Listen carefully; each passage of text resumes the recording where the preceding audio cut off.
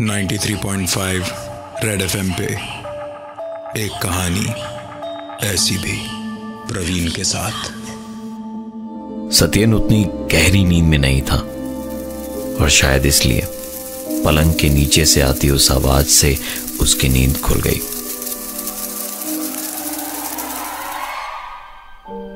हर रोज की तरह उस आवाज को रोकने के दो ही तरीके थे, या तो बिस्तर पर हाथ से थपथपाए या तो लाइट जलाए। लेकिन उसका भी कोई खास असर नहीं होने वाला था, क्योंकि लाइट को बुझाते ही और थपथपाना रोकते के साथ ही वो आवाज वापस शुरू हो जाती।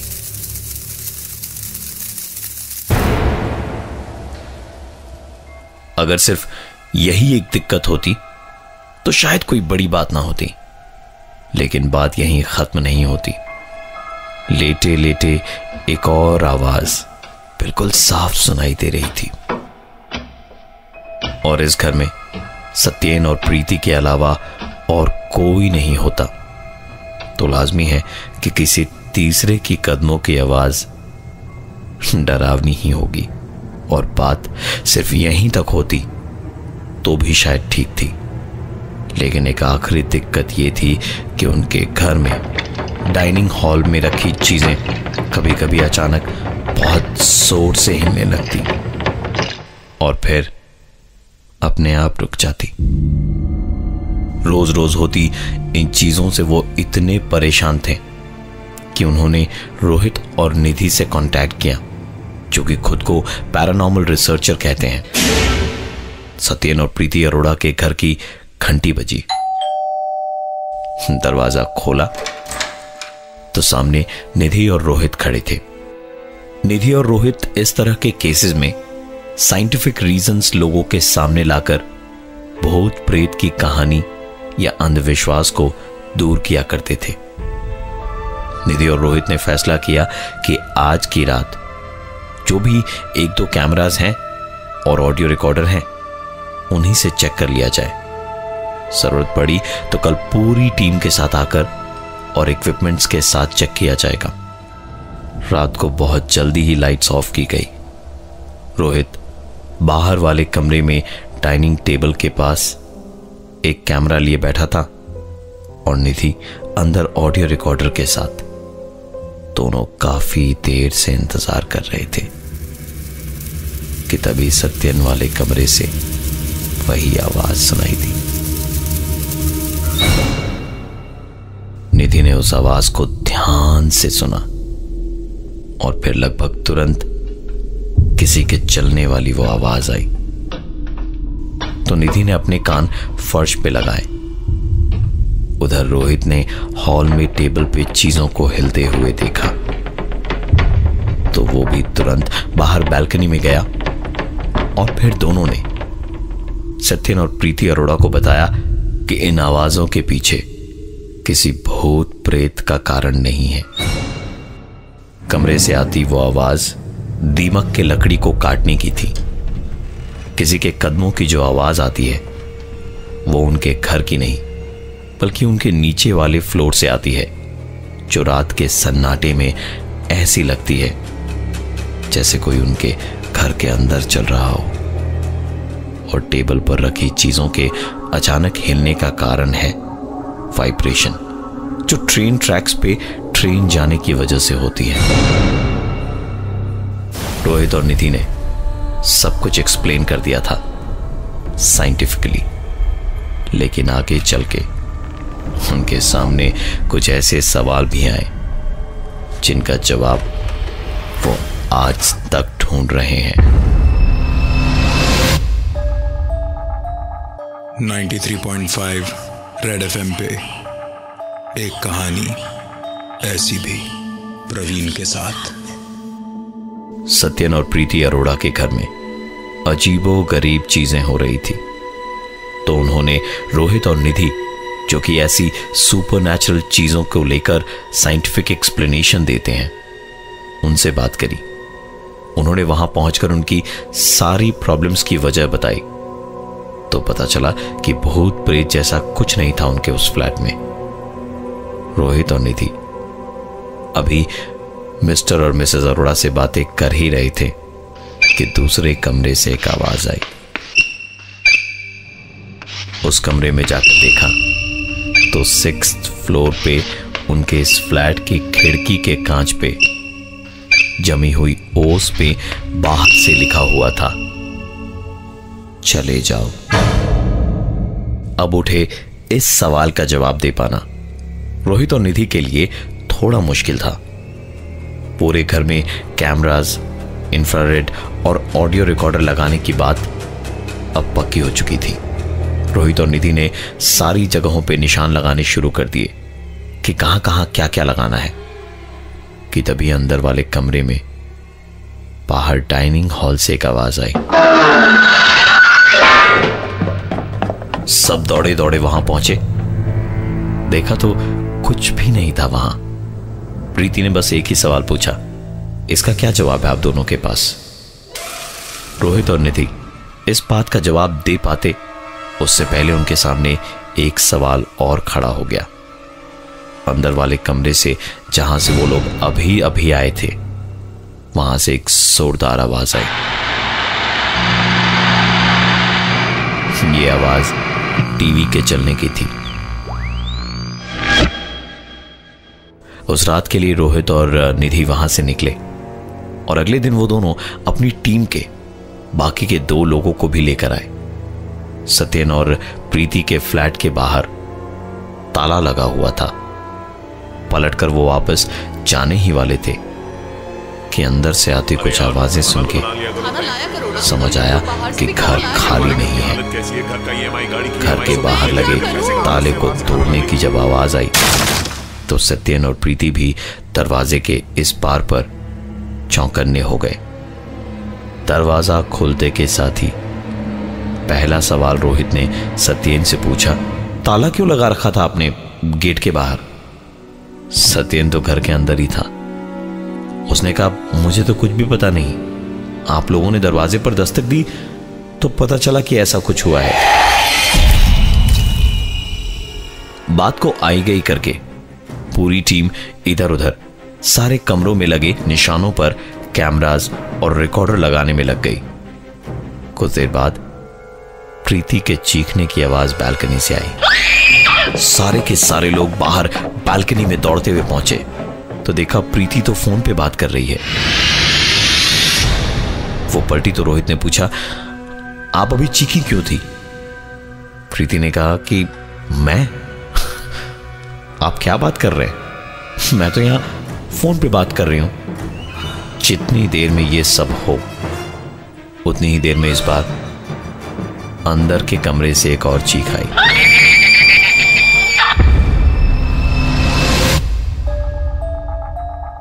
.5 रेड FM पे एक कहानी ऐसी भी, प्रवीण के साथ। सत्यन और प्रीति अरोड़ा के फ्लैट में हो रही अजीबो गरीब चीजों को सुलझाने के लिए पैरानॉर्मल रिसर्चर रोहित और निधि आए तो कई सवाल उनके सामने आए जिनका जवाब उनके पास नहीं था।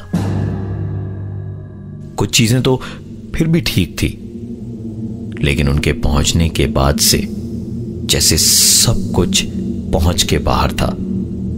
कभी कोई अजीब आवाज आती तो कभी टीवी अपने आप चलने लगती, कभी 6 तल्ले की खिड़की पे बाहर से कुछ लिखा हुआ होता।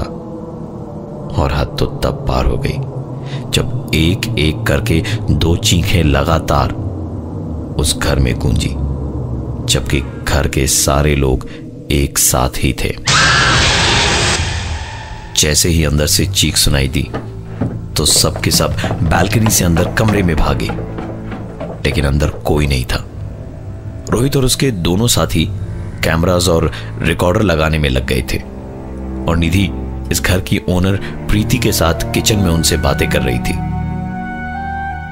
निधि उस वक्त किचन में ही थी जब उसने धीमे से तेज होती हुई एक आवाज सुनी। निधि को पहले लगा कि प्रीति शायद कुछ काट रही है, लेकिन जब कैंची की आवाज के साथ उसे किसी के कुर्राने की आवाज भी आने लगी तो उसने पलट के देखा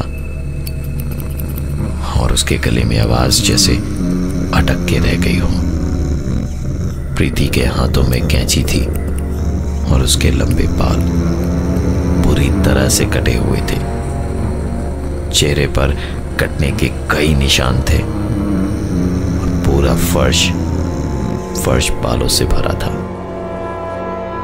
निधि चीखने ही वाली थी कि जैसे उसका सपना टूटा हो। वो पलटी। प्रीति गुनगुनाती हुई अपना काम किए जा रही थी और सब कुछ पहले जैसा एकदम नॉर्मल था। उधर दूसरी तरफ टीम के दोनों लड़के अंदर वाले कमरे में कैमरा और रिकॉर्डर लगा रहे थे। जहां कैमरा लगाते हुए एक लड़के ने कहा, पक गए हो यार इन सब से, इतने घरों में गए हैं लेकिन कोई भूत प्रेत आज तक तो दिखा नहीं। यहां भी कौन सा दिखने वाला है, ज्यादा से ज्यादा क्या होगा, ये पीछे पड़ी कुर्सी अभी थोड़ी सी हिलेगी, फिर किसी के कदमों की आवाज आएगी और पलट के देखूंगा तो तू वहां। उसने तुरंत वीडियो कैमरा चेक किया तो उस कमरे में उसके अलावा और कोई नहीं था जब ये सारी बातें कह रहा था। और सही में वो चेयर अपनी जगह से हिल रही थी उस वीडियो में। उधर टीम का दूसरा मेंबर ऑडियो रिकॉर्डर लगाते लगाते अपने आप से बोल रहा था, इन रिकॉर्डर से तो अच्छा टॉकिंग टॉम है, कम से कम जो बोलो वो दोबारा तो बोल देता है। इतने घरों में गए हैं लेकिन कोई आवाज नहीं सुनने मिली आज तक। उसने मजाक में टॉकिंग टॉम ऑन करके कहा, भूत प्रेत नहीं होते हैं। फोन से आवाज आई, भूत प्रेत नहीं होते हैं, भूत प्रेत नहीं होते हैं, भूत प्रेत नहीं होते हैं, भूत प्रेत नहीं होते हैं, भूत प्रेत होते हैं। रोहित और सत्येन डाइनिंग टेबल पर बैठे बैठे बातें कर ही रहे थे कि अचानक रोहित का चेहरा बदलने लगा। उसकी नजरें टेबल पर रखी बॉटल पे अटक गई और उसके मुंह से निकलती भारी सी आवाज के साथ साथ टेबल पर रखी कांच की सॉस की बॉटल अपने आप हिलने लगी। रोहित जैसे जैसे उसे देख रहा था उस बॉटल का हिलना बढ़ता जा रहा था और तब तक होता रहा जब तक बॉटल टेबल से गिर के टूट नहीं गई।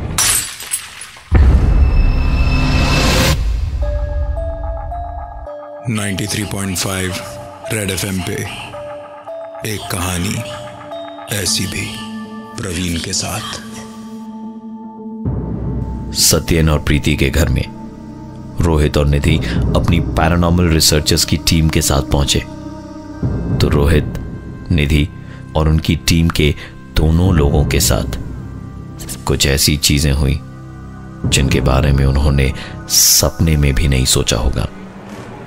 आज तक की उनकी केस हिस्ट्री में सबसे इंटरेस्टिंग केस था ये। रोहित के देखने से जैसे ही वो सॉस की बोतल टूट कर गिरी तो जैसे रोहित बेहोशी से उठा हो, वो एकदम पागलों की तरह सत्येन से बोला, मैंने अभी कुछ किया ना, कुछ ऐसा किया ना मैंने जो मुझे नहीं करना चाहिए था। सत्येन बोलता भी तो क्या बोलता, वो कुछ बोल भी पाता इससे पहले ही रोहित खुद बोला, मैं जानता हूं कुछ किया है मैंने, इसलिए तो मैंने कैमरास लगाए हैं यहां पे,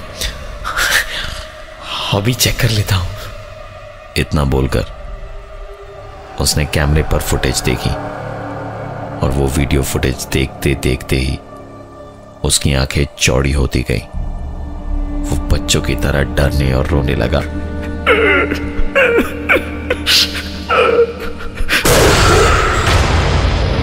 इतनी देर में बाकी सभी वहां डाइनिंग हॉल में आ गए और उनके आते ही रोहित पे भूत सा सवार हो गया।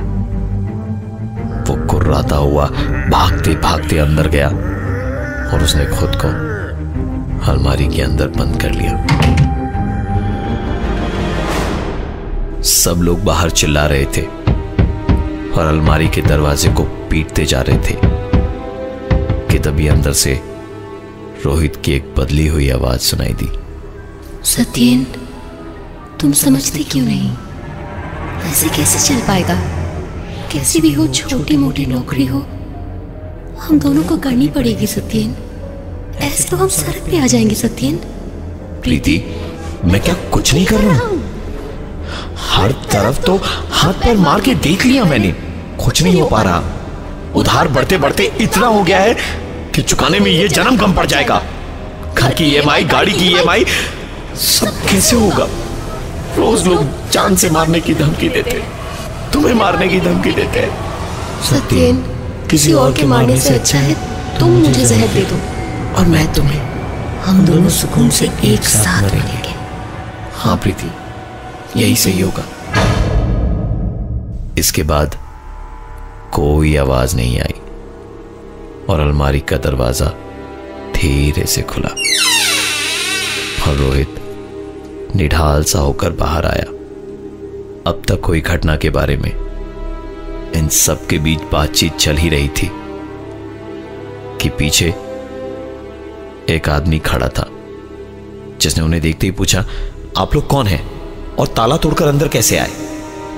रोहित ने कहा कि दरअसल मैं रोहित हूं और ये निधि है, हम पैरानॉर्मल रिसर्चर्स हैं। इस घर से हमें कुछ कंप्लेन आई थी तो हम उसे ही देखने के लिए यहां आए थे।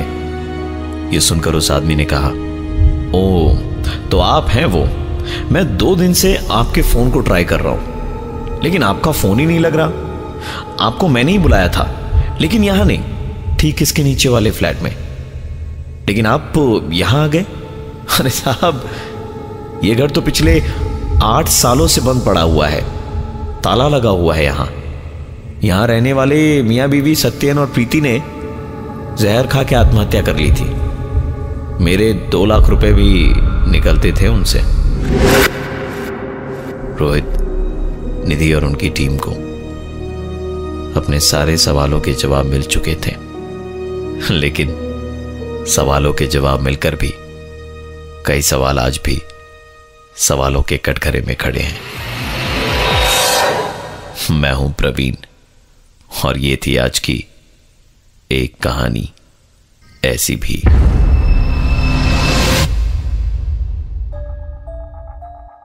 .5 रेड एफएम पे एक कहानी ऐसी भी, प्रवीण के साथ। 93.5 रेड एफएम बजाते रहो।